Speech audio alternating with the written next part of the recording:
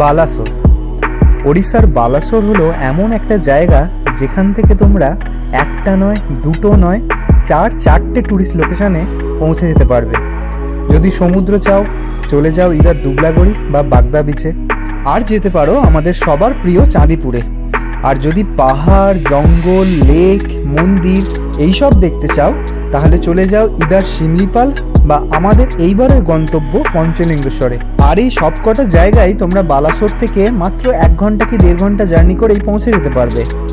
কলকাতা থেকে যদি by road আসতে চাও তাহলে মাত্র 260 কি 270 কিলোমিটার জার্নি করে পৌঁছে যাবে উইকেন্ড কাটানোর এই সেরা জায়গাতে। আর যদি বাই ট্রেন আসতে চাও তাহলে তারও ডিটেলস আমি শেয়ার করে দিলাম স্ক্রিনে। তাহলে আর কি, ব্যাগ গুছিয়ে বেরিয়ে পড়ো আর মাত্র 5-6 ঘন্টা জার্নি করে চলে এসো পঞ্চলিঙ্গেশ্বরে। আর ঘুরে দেখো ইমামি জগন্নাথ মন্দির, ক্ষীরচোরা গোপীনাথ মন্দির, নীলগিরি মন্দির, নীলগিরি রাজবাড়ি, ব্লু লেক, খুমকুট ড্যাম, কালা ড্যাম, বিশ্বেশ্বর পাহাড় আর অবশ্যই পঞ্চলিঙ্গেশ্বর মন্দির। তাহলে চলো আরও একটা ট্রাভেল সিরিজ শুরু করা যাক। আর এই ট্রাভেল সিরিজ যদি তোমাদের ভালো লাগে তাহলে অবশ্যই একটা লাইক করো, কমেন্ট করে অবশ্যই জানিও তোমাদের কেমন লাগছে। আর যারা চ্যানেলে নতুন দেখছো তারা অবশ্যই সাবস্ক্রাইব করে দিও। তোমাদের এই ছোট্ট সাপোর্টগুলোই আমাকে আরও ইন্সপিরেশন দেয় ভালো কাজ করার। তাহলে আমি দেবজ্যোতি, তোমাদের হোস্ট, সবাইকে জানাই welcome to my YouTube channel.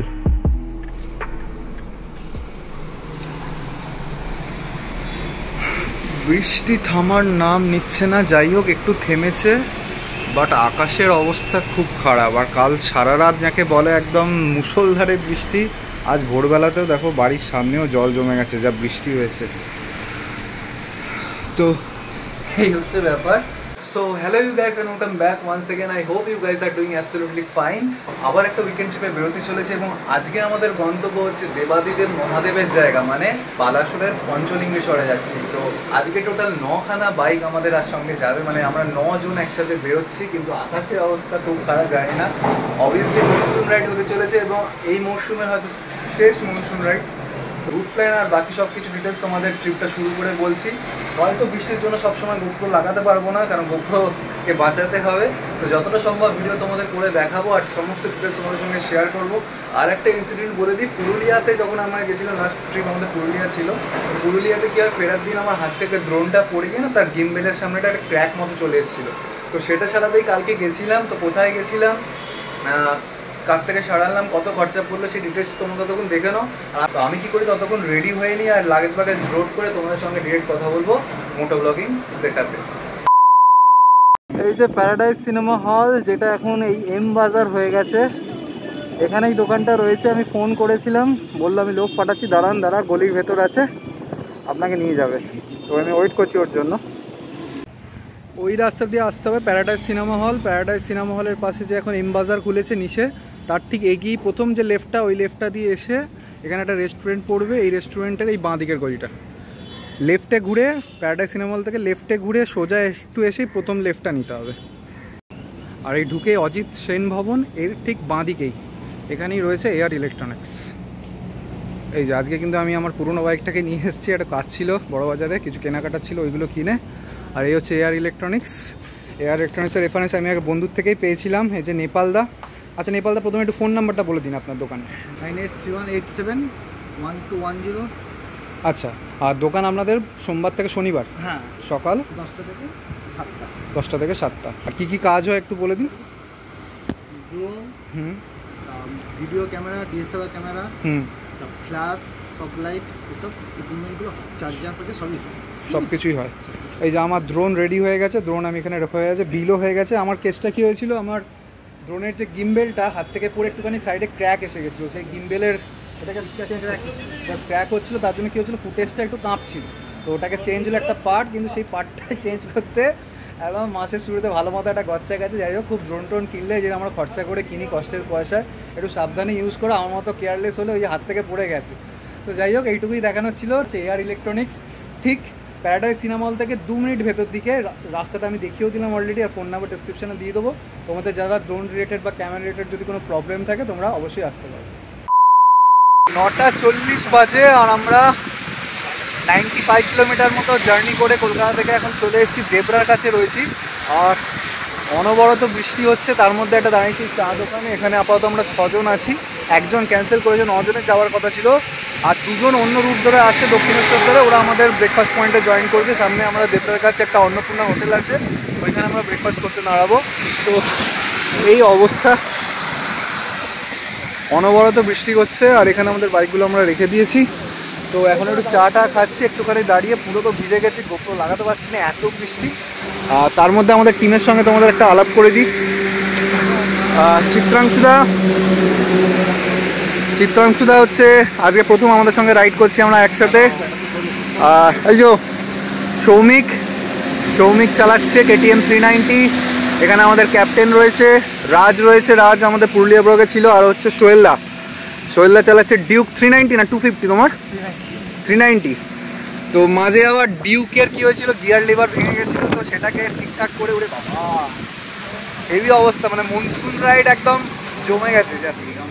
So finally আমাদের পুরো টিম আমরা এখানে একসাথে এসে গেছি। লাস্ট 2 জন রাইডার আসলে কথা ছিল, হচ্ছে পঙ্কজ ভাই আর হচ্ছে মৈনাক। পঙ্কজ ভাই চালাচ্ছে ভিটফিলিন, আর মৈনাক হ্যাঁ শর্ট মে, আর মৈনাক বুলেট 350। আর আমাদের এখানে ব্রেকফাস্টও চলে এসেছে। ব্রেকফাস্টে আমাদের আলু পরোটা রয়েছে, দই রয়েছে, ব্রেড অমলেট রয়েছে। তো সবার কাছে একবার জেনে নেবো কেমন লাগছে মনসুন মোটর রাইড। ক্যাপ্টেন হাসলে হবে।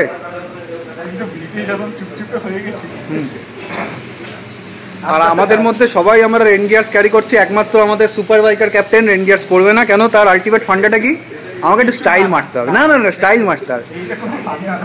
মেন ফান্ডাটা ওটাই যে সুপার বাইকের সঙ্গে যাবে না আমাদের রেন গিয়ারটা, লুকসটা খারাপ হয়ে যাবে।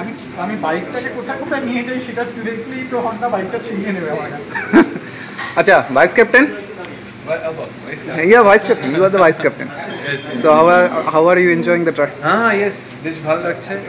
অনেক বছর পর বৃষ্টি গালাগালি দিচ্ছে।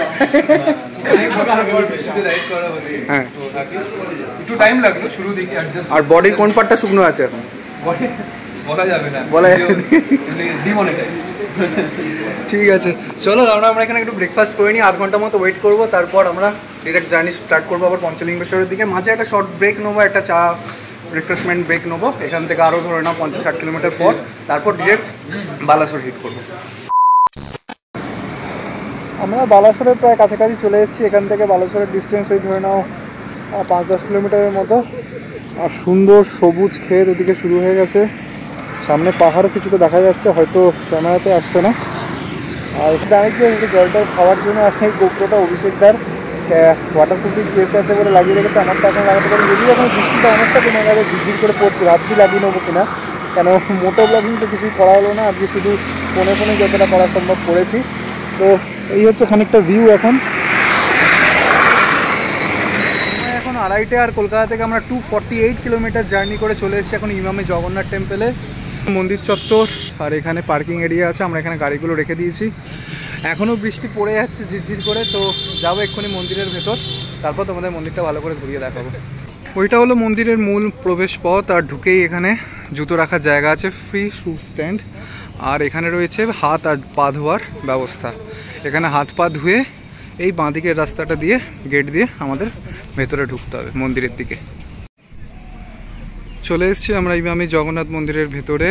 আর ঢুকেই ভেতরে এরকম একটা বিশাল জলের চৌবাচ্চা মতো রয়েছে, লেখা আছে কৃপয়া পানি কা কুম্ভ মে পয়সা রুপায়া না ডালে।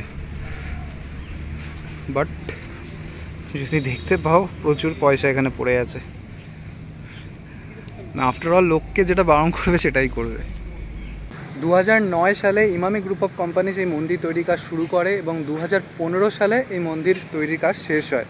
তো ইমামি গ্রুপের মেন 2 কর্ণধার, মানে শ্রী রাধেশ্যাম গোয়েঙ্কা আর শ্রী রাধেশ্যাম আগরওয়ালজি, তাদের দুজনের প্রচেষ্টাতেই এই মন্দির তৈরি হয়।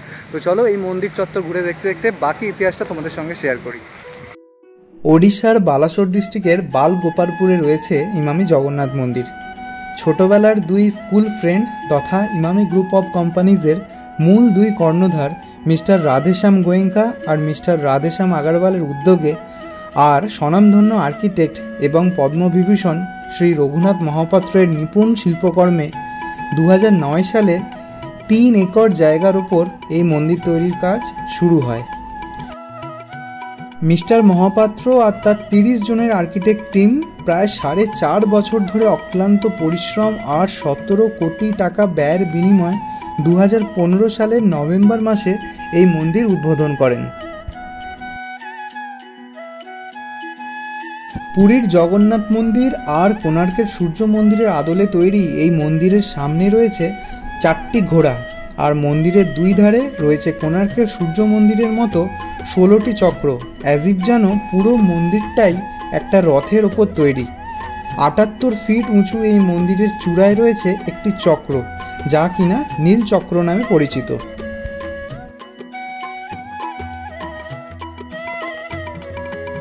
শ্রীকৃষ্ণের বাল্যলীলা, বিষ্ণুর দশম অবতার আর নানা রকম সুন্দর পটচিত্র তোমরা দেখতে পেয়ে যাবে মন্দির চত্বরে।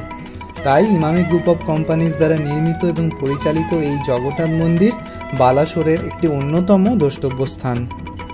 ইমামি জগন্নাথ মন্দির দেখে আমরা এখন চলে এসেছি ব্লু লেক দেখতে। ইমামি জগন্নাথ মন্দির থেকে 3-4 কিলোমিটার ভেতরে এই লেক। ব্লু লেক বলার কারণ হচ্ছে মেনলি জলটা একটু নীলাভ মতো জলটা, কিন্তু এটা মেনলি হয় মেঘের রিফ্লেকশনের জন্য এটা নীল লাগে। যেহেতু এখন মেঘ করে আছে ওই জন্য অতটা তো বোঝা যাচ্ছে না, বাট সিনিক বিউটি দারুণ। পুজো আসছে তার প্রমাণ ওইদিকে দেখা যাচ্ছে, সুন্দর কাশফুল ফুটে আছে আর এরকম সুন্দর একটা লেক। মধ্যিখানে একটা দেখো একটা আইল্যান্ড মতো হয়ে আছে, আর এখানে আমাদের বাইকগুলোকে লাইন আপ করা হচ্ছে কিছু ছবি ছাপা তোলার জন্য। তো যাই হোক, এটাই হলো ব্লু লেক, বেশ সুন্দর। আর এই বৃষ্টি মাথায় নিয়েও তোমাদের জাস্ট জায়গাগুলো দেখানোর জন্য আমরা এত কষ্ট করে আসি। সকাল থেকে ভিজছি আমরা সবাই, মানে ফ্রম দ্য 0 কিলোমিটার বাড়ি থেকে বেরিয়ে অবধি আজ এখনও পর্যন্ত আমরা 255 কিলোমিটার মতো জার্নি করে নিয়েছি। পুরো টাইমটার সময়টা অল্প বৃষ্টি, কখনো মুষলধারে বৃষ্টি, বাট বৃষ্টি হয়েছে, বৃষ্টি থামেনি এমন হয়নি। ইমামি জগন্নাথ মন্দিরে ঢোকার সময় হয়তো 2-3 মিনিটের জন্য একটু বন্ধ হয়েছিল, বাকি পুরো সময়টা বৃষ্টি হয়েছে। তো বৃষ্টি মাথায় নিয়েও সবাই যে এত স্বতঃস্ফূর্তভাবে জায়গাগুলোকে কভার করছে সেটাই একটা বিশাল ব্যাপার।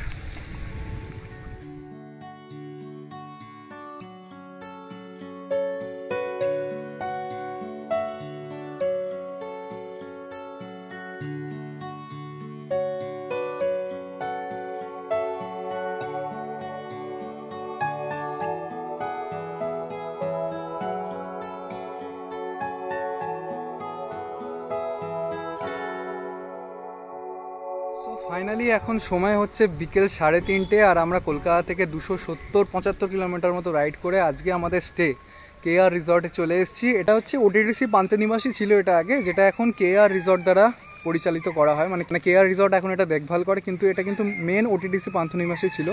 খুব সুন্দর একটা প্রপার্টি। ওদিকে KR রিসর্টের বোর্ড দেওয়া আছে, প্রচুর গাছপালা, আর এখানে একটা ট্রি হাউস রয়েছে। এখন বৃষ্টির মধ্যে বৃষ্টি পিছু যাচ্ছে না, বৃষ্টি হয়েই যাচ্ছে। দেখো তোমায় গাছের ফাঁক দিয়ে দেখাচ্ছি, এই যে একটা সুন্দর ট্রি হাউস রয়েছে। আর আমাদের রুমটা মোস্ট প্রবাবলি বিল্ডিংয়ে নয়, ওই বিল্ডিংটা নাহলে ওখানে আরেকটা বিল্ডিং রয়েছে, ওর মধ্যে থাকবে। তো আমাদের আগে লাঞ্চ করতে হবে, লাঞ্চ টাঞ্চ করে তারপর আজকে হয়তো তোমাদের প্রপার্টিটা পুরো ঘুরিয়ে দেখাতে পারবো না, কাল সকালে অবশ্যই দেখাবো, আর বলেও দেবো কী কী ট্যারিফ অ্যান্ড অন কী কী আছে এখানে। আগে ফ্রেশন আপ খেতে হবে, প্রচণ্ড খিদে পেয়েছে সবার, তো আগে খাবো দাবো তারপর বাকি কথা।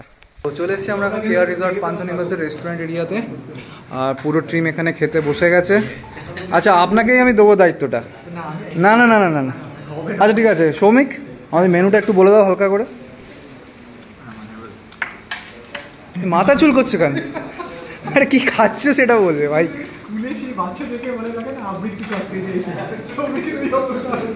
আরে ক্যামেরা চলছে। ভাত, ডাল, পনির আর মাশরুমের একটা সবজি। পনির আর মাশরুম, আচ্ছা। আলু ভাজা, আমার ফিশ, আর বাকি সবার চিকেন। বাকি ফিশ। এটা কি কি মাছ? এটা পার্শে পমফ্রেট। আমি মাছ ভাত চিনি না। ওটা কি চিকেন? দেশি চিকেন।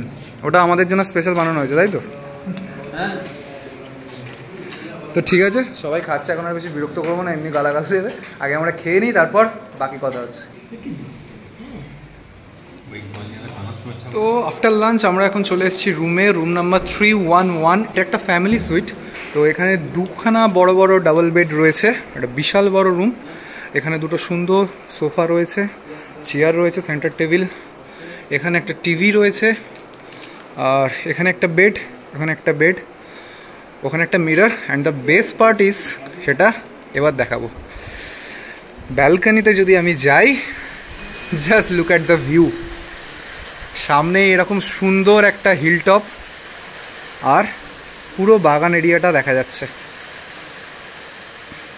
আমাদের বাইকগুলো ওখানে পার্ক করা আছে। এরম একটা সুন্দর একটা ব্যালকনি কাম বিশাল বড় ব্যালকনি বলা যায়। এখানেই রাত্রিবেলা যদি বৃষ্টি হয় তো বাইরে বারবিকিউ না করে আমরা এখানেই বারবিকিউ করব। আর পুরো প্রপার্টিটার ট্যুর সেটা কাল সকালে দেবো। দেখতেই পাচ্ছ এখনও প্রচুর বৃষ্টি হচ্ছে, বৃষ্টি থামার নাম নেই।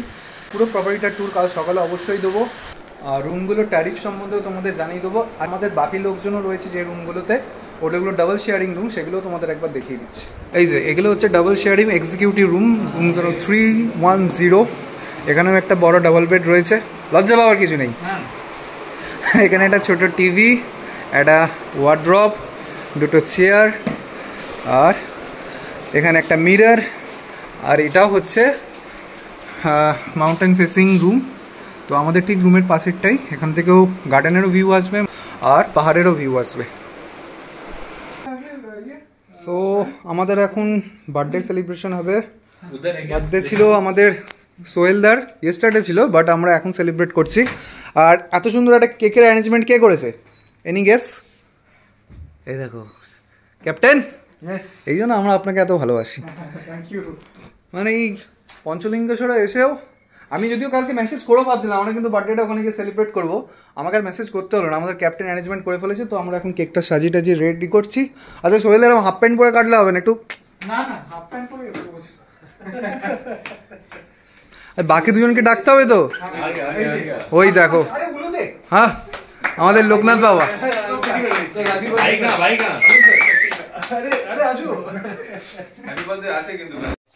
एक एक को 5 काउंट कर लो, 5 6 जैसा।